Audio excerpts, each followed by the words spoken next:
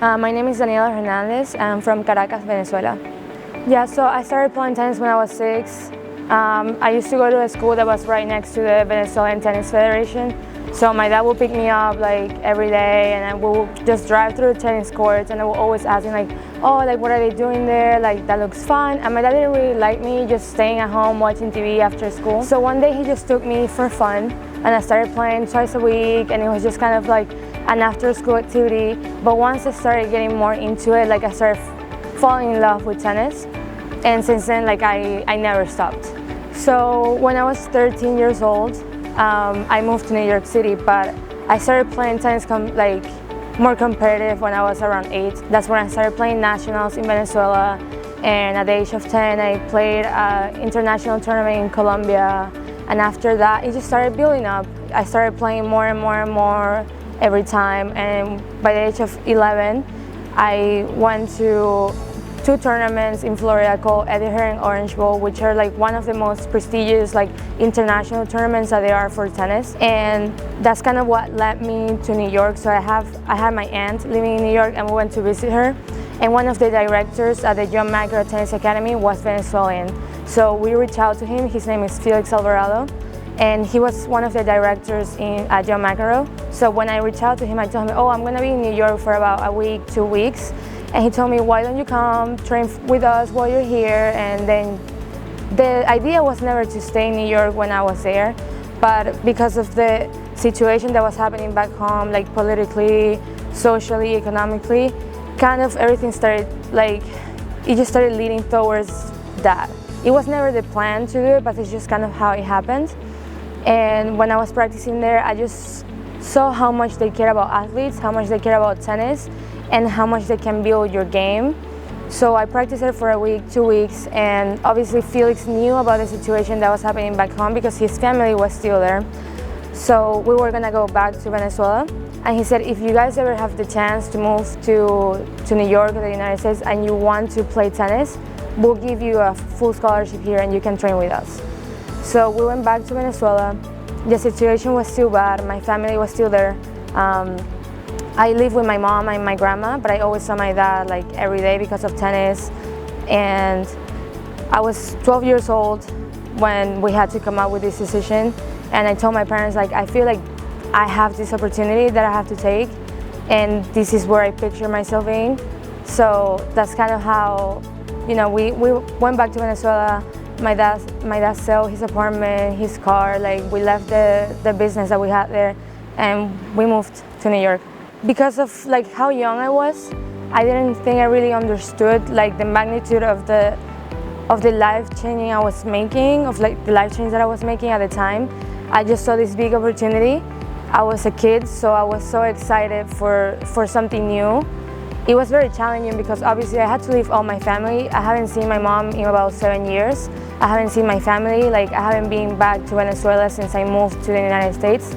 So obviously that has been like really, really hard for me, but these sacrifices are for something, and that's how I've always tried to like picture it, I didn't know any English, so that was like really tough. I only knew like, hi, how are you, what's your name, like nothing deep. Like as of now, obviously like I can have a conversation, I understand everything that is going on, but as a 13-year-old, I think I didn't see it as something challenging, more of something exciting that was happening in my life, being able to live in this great city, meeting new people and just learning new things.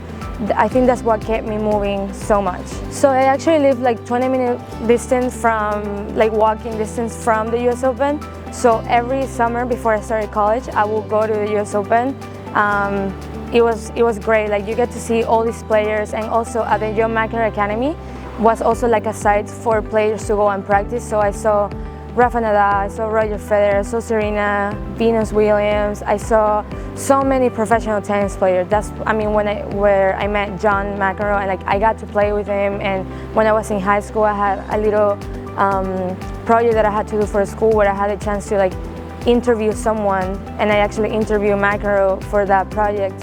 So it's just like there were many things, and I feel like I took all the opportunities and all the chances that I could have, and seeing, the US Open, when I used to watch US Open when I was little, so actually getting to go and seeing like the biggest stadium for tennis was a dream come true, and it was just something where you're like, oh, like I want to be there one day, it's actually real, and you see all these professionals like that are making it and working really hard, and it was just great. So I started at a school in Louisiana, and the coach that recruited me, she left after fall of my sophomore year. I wanted something different. I was looking for a bigger school. I was looking for something that meant something more for me, where I could have more of a relationship with my coaches, because that was always important to me, just having that personal relationship with my coaches, and where I felt like I could be a part of something. When I was in the transfer portal, I was talking to certain schools, and I was actually signed to go to a different school in Georgia, but for some reason that didn't work out. And I think that was the reason, like it was meant for me to be here, to be part of something new, of building the program again, which has been obviously a challenge. It's not something easy to do, to build a culture, to build a team, a new program, but that's so exciting because you get to be a part of something, and it means a lot, because I think we're all trying to have the best result for this team, for this program, and it's just very exciting. It's very challenging, but I've always liked challenges, and I've always grew up with challenges. Moving to New York, moving to Louisiana, moving here, they all have been an adjustment that I had to make, but I love trying new things, so I love being part of this program, and I feel like they want us here. I feel like when I'm here, I'm an athlete. Like, even just, it starts with the little things, like taking pictures during practice, like, getting our media days. Those are things that they might be dumb and like simple, but it starts with that. Like, you feel like you're an athlete and you're in a D1 school. I mean, I think I learned how to adjust to different situations, different environments, different cultures. When you're, especially in tennis, when you're at school, like in college, you get to meet all these people from so many countries, so many parts of the world, where we don't all agree or have the same mindset on things.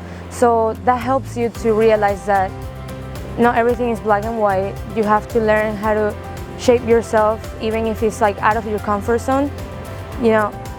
Being out of your comfort zone makes you grow. So I think that's really important. Every situation in my life has made me be out of my comfort zone. Like English not being my first language and having to learn really fast to understand what was going on around me. Being in a city that was so fast and where you always have to be moving. Being with girls from different places, adjusting to different places. I was always used to cities, but having that balance between a really big city and a place where I can really focus on tennis and school is really important as well. So it has made me stronger, it has made me realize that things are different and you don't need to do things just one certain way. There are many ways of doing something, and just working with people and working for a common goal.